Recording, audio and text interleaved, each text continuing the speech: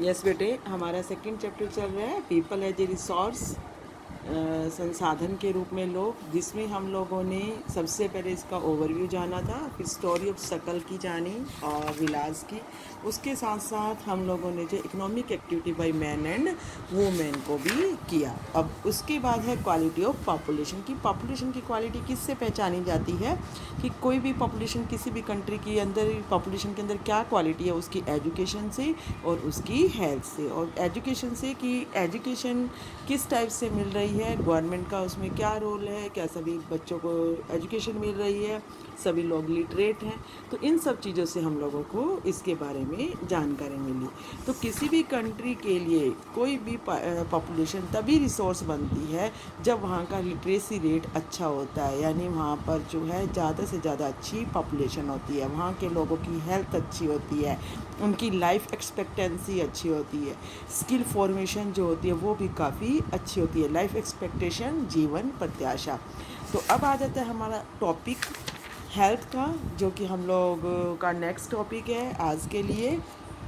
तो कोई भी फर्म, आप सपोज करो, एक बार एक एग्जांपल है छोटा सा, कि आप किसी को भी देखो, कोई भी व्यक्ति ने अपनी फैक्ट्री लगाई, तो क्या वो किन लोगों को उस फैक्ट्री के अंदर जो है एम्प्लॉयमेंट देगा, रोज़गार देगा, किन लोगों को? उन लोगों को देगा जो ज़्यादा से ज़्यादा हेल्दी होंगी। क्यों? क्योंकि अगर हेल्दी होंगी तो वो ज़्यादा अच्छा काम कर सकेंगे। तो किसी भी व्यक्ति की हेल्थ जो होती है वो उसकी जो है सबसे बड़ी एबिलिटी होती है।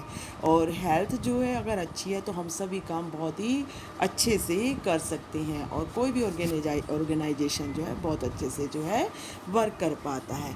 Indeed health is an indispensable basic for realising one's wellbeing. बहुत ही ज़्यादा ज़रूरी है। आज आप अपने आप देखो बेटा, कोरोना का टाइम है, तो इतना कोविड फैला हुआ है, तो हम लोगों की हेल्थ की तरफ भी गवर्नमेंट की तरफ से मेन इनिशिएटिव लिए जा रहे हैं।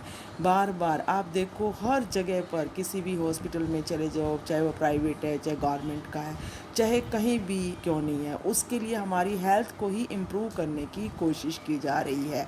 क्यों? अगर हम हेल्दी होंगे तो हम दोबारा से कुछ भी कर सकेंगे। किसी भी कंट्री की प्रायोरिटी क्या होती है कि उसकी पॉपुलेशन जो है हेल्दी होनी चाहिए।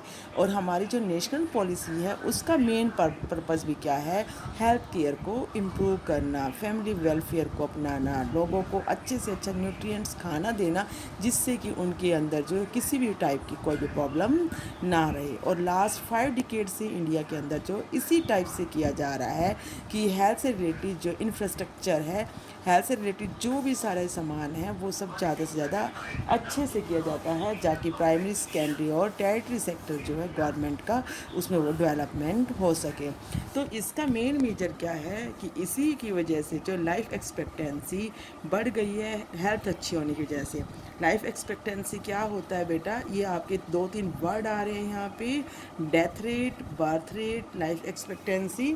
तो आप यहाँ देखो बेटा, infant mortality rate. Infant mortality rate क्या होता है कि that is the death of a child before 1 year of age, की 1 साल से कम उम्र के बच्चों की डेथ का होना इन्फेंट मोर्टिलिटी रेट कहलाता है। शिशु मृत्यु दर 1000 बच्चों पर 1 साल से कम जो उम्र के बच्चों की मरने वालों की संख्या से निकाला जाता है। और बर्थ रेट क्या होता है? 1000 लोगों पर किसी एक ही साल के अंदर मरने वाले बच्चों की, जन्म लेने वाले बच्चों की संख्या। और डेथ रेट कि death rate is the number of people पर 1000 who died during a particular period of time. तो इस टाइप से क्या है, हमारे इंडिया के अंदर इन्फेंट मॉर्टिलिटी रेट भी, आईएमआर भी बहुत कम हुआ है। 1951 में जो 147 था, अब ये 34 के आसपास पहुंच चुका है। और डेथ रेट भी जो है वो बहुत ही कम हो गया है। और बर्थ रेट जो है वो पहले के कंपैरिजन में काफ़ी बढ़ गया है। आप देखो बेटा, जब हमारा देश आज़ाद हुआ तब हमारे देश की जनसंख्या 32 करोड़ थी और आज 132 करोड़ है। तो इसका मतलब क्या है? बर्थ रेट ज़्यादा है, लोग ज़्यादा ज़िंदा रह सकते हैं, तभी जाके जो है हमारे यहाँ पर क्या है बर्थ रेट जो है अच्छा हो गया और डेथ रेट कम हो गया है। और इसी के साथ साथ जो है reduction in infant mortality involves the protection of children from infection, ensuring the nutrition of both the mother and the child. कि इन्फेंट मोर्टिलिटी रेट जो है कम क्यों हुआ है, जो है रिड्यूस क्यों हुआ है, क्योंकि यहाँ पे जो है बच्चों को माँ को अच्छे खाने से रिलेटेड और साथ साथ जो है उनकी चाइल्ड केयर से रिलेटेड बहुत सारे जो है इनिशिएटिव लिए जाते हैं। बच्चों को जो छोटे बच्चों वाली माँ होती है यानी कि, तो उनको क्या होता है बेटा, उनको उनके अकाउंट में ही सीधे आज गवर्नमेंट की तरफ से पैसे आते हैं ताकि वो अपनी केयर कर सके और अपने बच्चे की भी अच्छे से केयर कर सके। तो यहाँ पर एक टेबल दे रखी है आप लोगों की, हर चीज़ के साथ एक एक टेबल है कि क्या जो ये 1951 में जो डिस्पेंसरीज थी और 2015 में डिस्पेंसरीज हैं इंडिया के अंदर, क्या वो ठीक है, इनको बढ़ाया जाना चाहिए? बिल्कुल बढ़ाया जाना चाहिए, क्योंकि हमारे इंडिया के अंदर जो है काफ़ी चेंज आ गया है और डॉक्टर और नर्सिंग जो है वो बढ़ गए हैं पहले के कंपैरिजन में। क्या ठीक है? ये पहले के कंपैरिजन में ठीक है, बट और भी ज़्यादा होना चाहिए।